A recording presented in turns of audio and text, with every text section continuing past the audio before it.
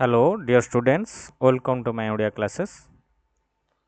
ଆଜି ଆମେ +2 first year ଆକାଉଣ୍ଟିଂର first chapter ପଢ଼ିବା।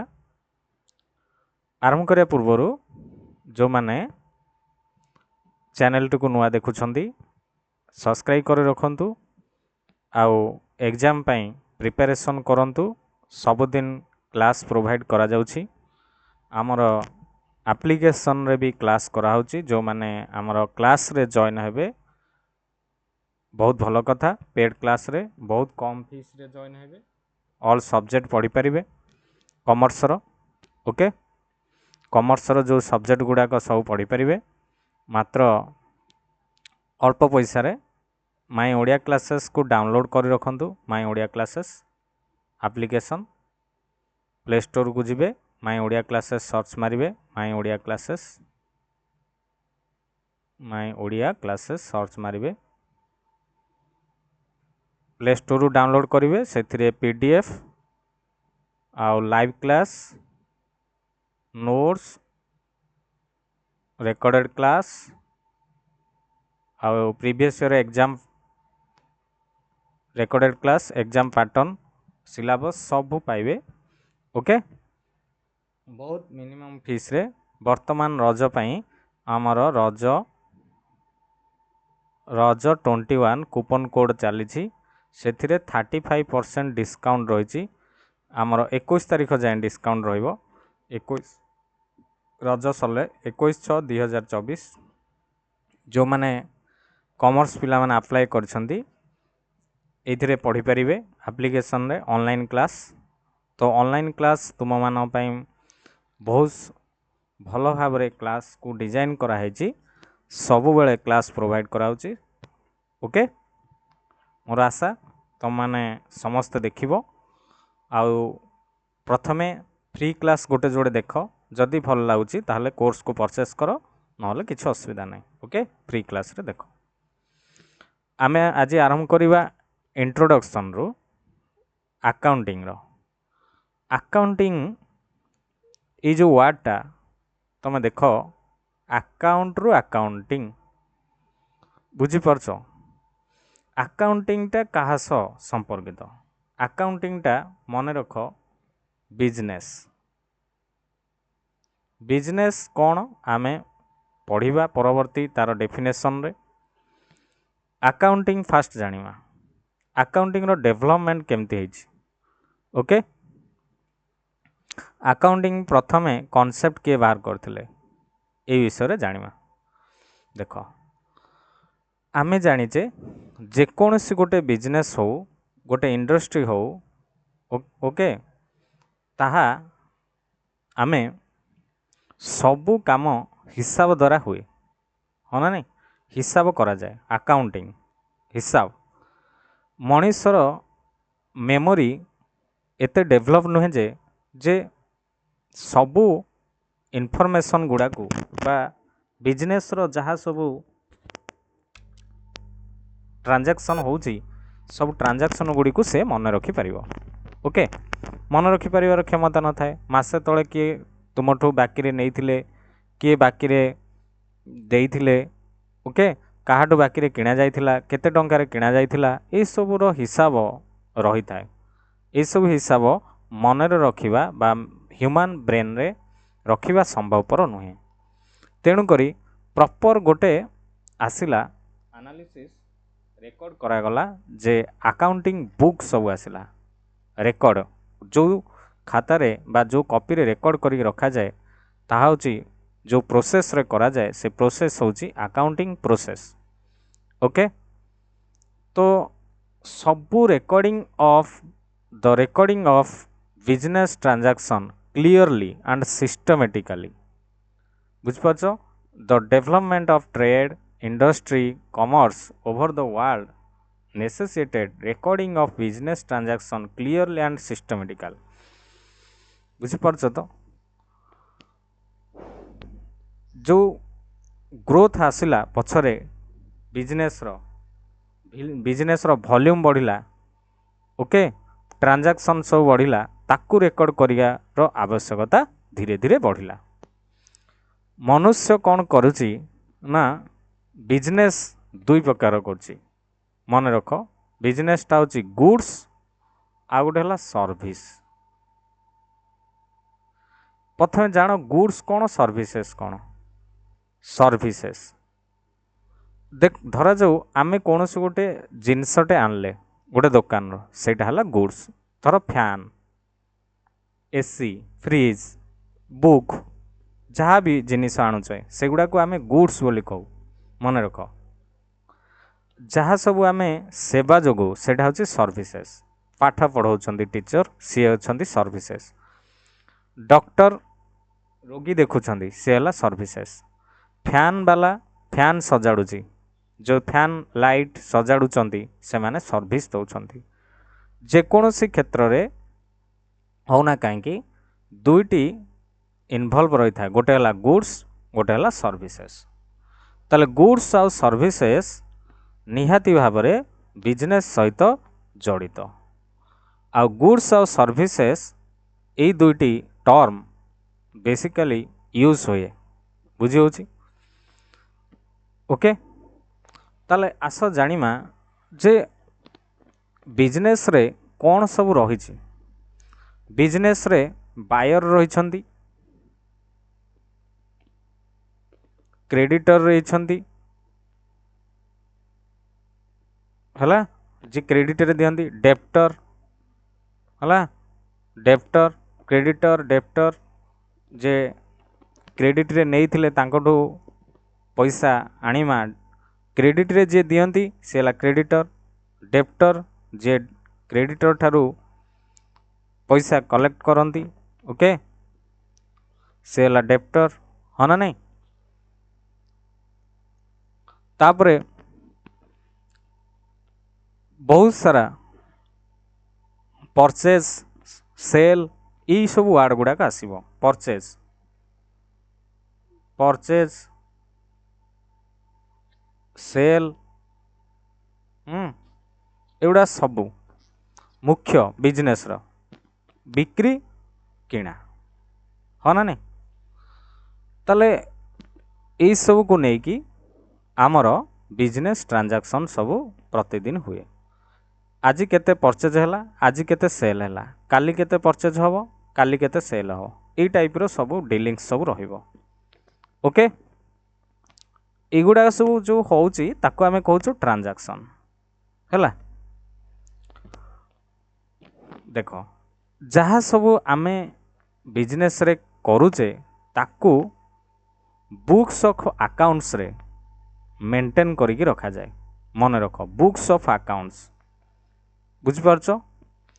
ଗୋଟେ ବିଜନେସ୍ ମ୍ୟାନ୍ ପାଇଁ ନିଶ୍ଚିନ୍ତ ଭାବରେ proper maintenance of books of accounts ନିହାତି ଜରୁରୀ। ମନେ ରଖ, କାହିଁକି ଜରୁରୀ ନା ଅଲ୍ ଦ ଟ୍ରାଞ୍ଜାକ୍ସନ୍ କ୍ଲିୟରଲି, ସିଷ୍ଟମେଟିକାଲି, ବୁଝିପାରୁଛ, ମନେ ରଖିବା ଏତେ ସହଜ ନୁହେଁ। ତେଣୁ ଅଧିକ ଟ୍ରାଞ୍ଜାକ୍ସନ୍ ଗୁଡ଼ାକ କ୍ଲିୟରଲି ଆଉ ସିଷ୍ଟମେଟିକାଲି ଆମେ ତାକୁ କ'ଣ କରିକି ରଖିବା, ରେକର୍ଡ଼ କରିକି ରଖିବା, ଆଉ ତାକୁ ଆମେ କ'ଣ କରିବା, ବିଜନେସ୍ରେ ବ୍ୟବହାର କରିବା। ରେକର୍ଡ଼ କରିବା ଦ୍ୱାରା କ'ଣ ଫାଇଦା ହେବ, କ'ଣ ଲାଭ ହେବ, ତାହା ଆମେ ପରବର୍ତ୍ତୀ ଇଏରେ ଜାଣିବା। Needs for accounting, importance of accounting, ଏଇସବୁ ଟପିକ୍ରେ ପଢ଼ିବା। ଓକେ, ତାହେଲେ ଆସ ଦେଖିବା ଫାଷ୍ଟ ହିଷ୍ଟ୍ରି ବିଷୟରେ। ଏଇଠି ଟିକେ ଦେଖ, ରେକର୍ଡ଼ କରିକି ରଖିବା ଦ୍ୱାରା କ'ଣ ଫାଇଦା ହେବ ଦେଖ। ହାଉ ମଚ୍ ଦ ପ୍ରଫିଟ୍ ଅର୍ ଲସ୍, କେତେ ପ୍ରଫିଟ୍ ଲସ୍ ହେଲା, କେବେ କ୍ୟାପିଟାଲ ୟୁଜ୍ ହେଲା, ଇନକ୍ରିଜ୍ ହୋଇଛି ନା ଡିକ୍ରିଜ୍ ହେଇଛି। କ୍ୟାପିଟାଲ କ'ଣ, ମୁଁ ଟିକେ ଓଭରାଲି ଆଇଡ଼ିଆ ତୁମକୁ ଦେଇଦିଏ। କ୍ୟାପିଟାଲ ହେଉଛି ଆମର ଯେଉଁ ବିଜନେସ୍କୁ ପଇସା ଲଗାନ୍ତି, ବିଜନେସ୍ କରିବା ପାଇଁ ପଇସା ଦରକାର, ଇନଭେଷ୍ଟମେଣ୍ଟ ଦରକାର, ହଁ ନା ନାହିଁ? ଯେଉଁ ଇନଭେଷ୍ଟମେଣ୍ଟ କରାଯାଏ ତାହା ହେଉଛି କ୍ୟାପିଟାଲ ଆକାରରେ କରାଯାଏ, କ୍ୟାପିଟାଲ। ଓକେ, ଜାଣିପାରିଲ? ତାପରେ ଦେଖ, nature and value of asset. Asset ଗୋଟେ ୱାର୍ଡ଼ ଆସିଲା, ଦେଖ, ଆସେଟ୍। ଆସେଟ୍ କ'ଣ ନା ତୁମର ସମ୍ପତ୍ତି। बिजनेस कौन सब आसेट रही आम आगामी ये पढ़ा आसेट कौन लाइबिलिटी कौन एटा धीरे धीरे आगु को पढ़ नेचर अमाउंट ऑफ लाइबिलिटी ये गोटे वर्ड आसला लाइबिलिटी आसेट कौन लाइबिलिटी कौन देख मुझे ओभरऑल आइडिया देदे आसेट हूँ या बिजनेस रे जहार अच्छी माने बिजनेस रे जहाँ सब निजस्व संपत्ति सेटा हूँ आसेट लाइबिलिटी कौन बिजनेस रे जहाँ को दबा को अच्छी बिजनेस रे क्रेडिटर अच्छी हाँ ना नहीं तो डेप्टर अच्छी बिजनेस रे शेयर होल्डर अच्छी शेयर जी किणती से गुड़ा एम्प्लॉय अच्छी पैसा देवा पड़ो बुझीपार ना नहीं जहाँ सब बिजनेस अन्य मानक दे थाए तार एम्प्लॉय मानक तार शेयर होल्डर दे थाए सेटा हूँ तार लाइबिलिटी माने जहाँ दे थाए ओके सिंपल अर्थ रे कह गले आसेट जोटा निज पाखे अच्छी जहाँ दबा को पड़ो ताहा लाइबिलिटी जहाँ निज पाखे अच्छी से आसेट है आसेट पुणी केते प्रकार अच्छी लाइबिलिटी पुणी केते प्रकार अच्छी आम धीरे धीरे आगू गले पढ़ा किसी व्यस्त हुअनी मु खाली ओभरऑल टिके आइडिया तुमको दे दूची तापरे कस्टमर्स हु ओ टू business the amount is case business रे कस्टमर माने कौन देइछंती कौन नैछंती अमाउंट केते देइछंती अमाउंट केते नैछंती ए सब विषय जानि परिबा रेकॉर्ड करी जदी रखिबा तापरे टैक्स केते अछि टैक्स केते इनकम केते टैक्स केते दबाव पड़ियो इनकम केते आछि इनकम रिटर्न केते आछि हला काहाकू पेमेंट दिया जीवो काहाठू पेमेंट अणा जीवो ए सब विषय सप्लायर मानक ठारू ए सब कथा हमर रेकॉर्ड करिक रहिबा द्वारा ठीक भाबरे मेंटेन करि हुए ओके एई भली भाबरे प्रॉपर फाइनेंशियल रेकॉर्ड जदि रहिबो ताहले गोटे बिजनेस रे ग्रोथ सर्वाइवल रहिबो ग्रोथ रहिबो ता सहित सर्वाइव करियो बोली जानि पारे टिके आस जानिबा इवोल्यूशन ऑफ अकाउंटिंग अकाउंटिंग रो इवोल्यूशन कोठ होइछि कोठ सृष्टि होइछि इवोल्यूशन केमति होइछि देखो बहु पुरातन कालरू हला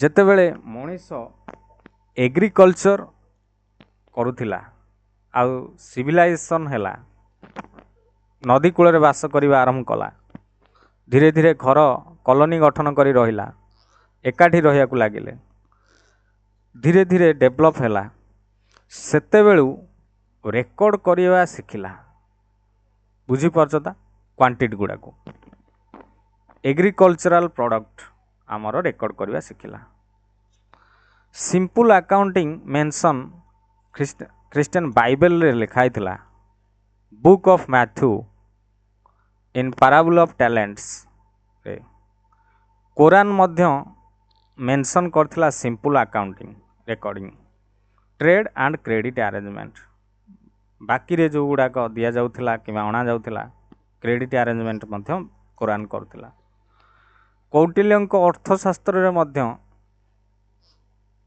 पॉलिटिक्स इकोनॉमिक्स विषय केवल कह जाउ नथिला अकाउंटिंग विषय रे मध्य सेठी आलोचना होउथिला 4th सेंचुरी बीसी रे सालोकेस संस्कृत वर्सेस ए चैप्टर ऐड हेतिला details accounting keeping accounting office विषय methods of supervising checking of accounts ए सबू तार डिस्टिंक्शन तांको भीतर जो पार्थक्य कैपिटल रेवेन्यू प्रॉफिट एक्सपेंसेस ए विषय रे आलोचना हेतिला ओके तापर जेते बेले डेवलपमेंट हैला ट्रेड हैला बहुत सारा वाणिज्य कारोबार हैला सेठी कौन हैला ना इम्पोर्टेंस बढ़ी गला अकाउंटिंग रो बहुत वर्कर जेते बेले trade centre Geneva and Venice the Italian cities systematic method of accounting develop हैला 14th एंड 15th सेंचुरी मन रख the other towns Italy like Florence also Italy and Florence also use this system बुझीगला ना Italy रे से system रे ये ताको कहला Italian system the principle of double entry system ये गोटे आसला डबल एंट्री सिस्टम आगू पढ़ा आम जोटा कि fast invention of human kind it is foundation of modern accounting double entry system जोटा आसला it the foundation of modern accounting तापर आसिले जड़े आमर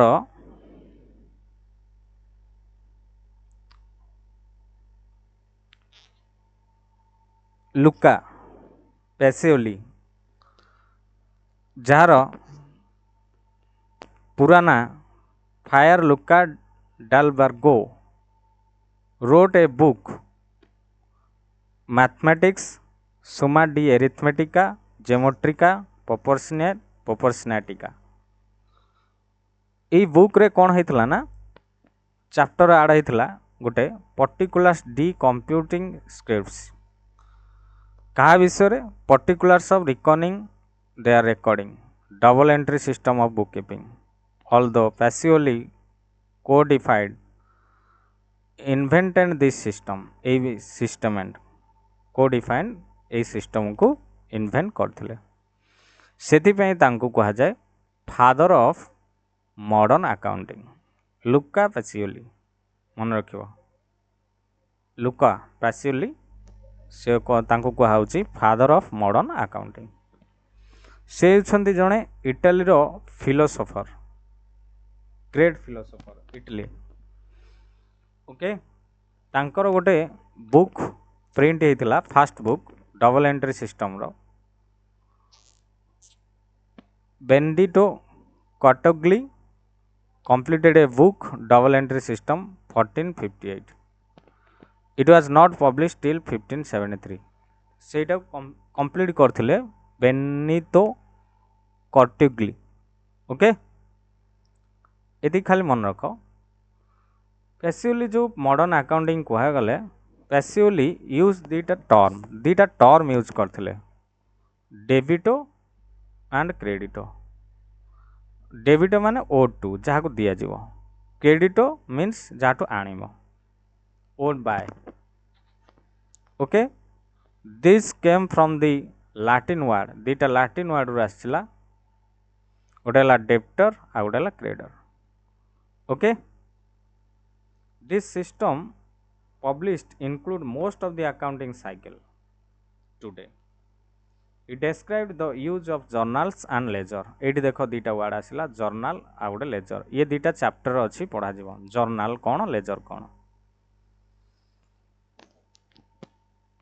ओके तो जर्नल लेजर रे कौन कहगला ना person should not go to sleep at night until the debit is equal to credit person जे पर्यंत डेबिट आउ क्रेडिट को इक्वल न करछि से पर्यंत सोइबा को जीवा उचित नुहे कहले सी debit side must be equal to credit side जदि हेला ताले पर्सन सोइबा को जीव से कहले एते बड़ कथा he was in favour of closing accounting every year he stress on the measurement of profit और loss at regular interval He also suggested the preparation inventory विषय में टिके धारणा दे दोची आगु पढ़ा जीवो इन्वेंटरी या जे आमे जो जिनिस कौन करुचे रखुचे गुड्स गुड़ाक रखुचे बिक्री पाई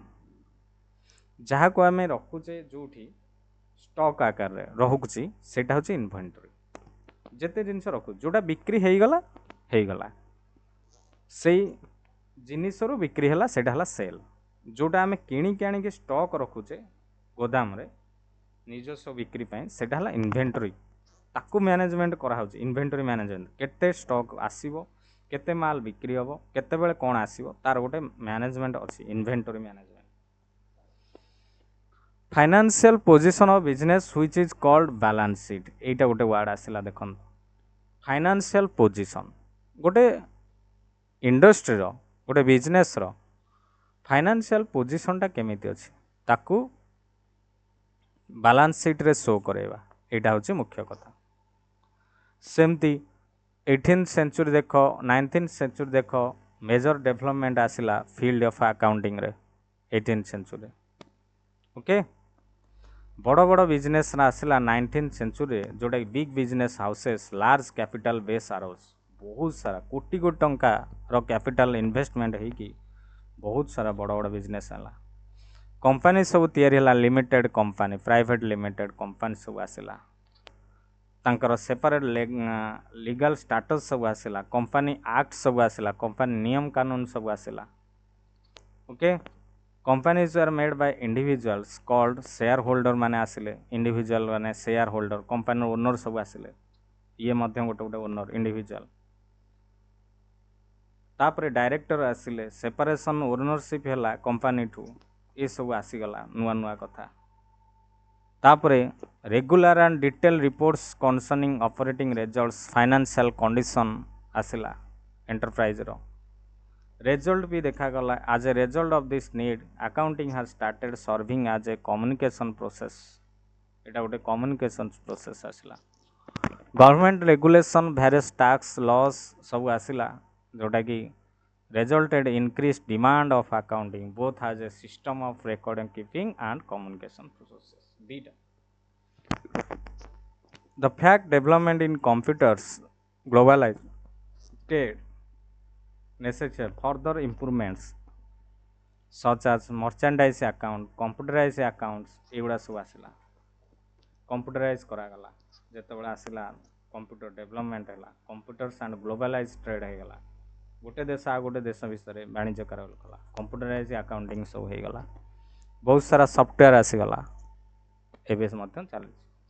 ओके या थिला इवोल्यूशन ऑफ अकाउंटिंग आशा कर समस्ते बुझी किछि किछि बुझी जदि न बुझाले परवर्ती क्लास रे मु बुझेदेवी बारंबार रिवाइज करदेवी मोर क्लास रिविजन रहिबो जो माने रेगुलर क्लास को देखिबे बहुत बेनिफिट पाइबे। किछि भी जदि क्वेरी रोचे मते कमेंट बॉक्स रे जणाइबे मु निश्चिंत भाव में रिप्लाई देवी उत्तर देवी। आ वीडियो को शेष पर्यंत देखिथिबारु धन्यवाद। समस्त वीडियो को शेष पर्यंत देखंतु मोर एतिकी निवेदन। ओके रहुची आज पई क्लास एतिकी नेक्स्ट क्लास रे देखा हबो नीड फॉर अकाउंटिंग रो। जय जगन्नाथ।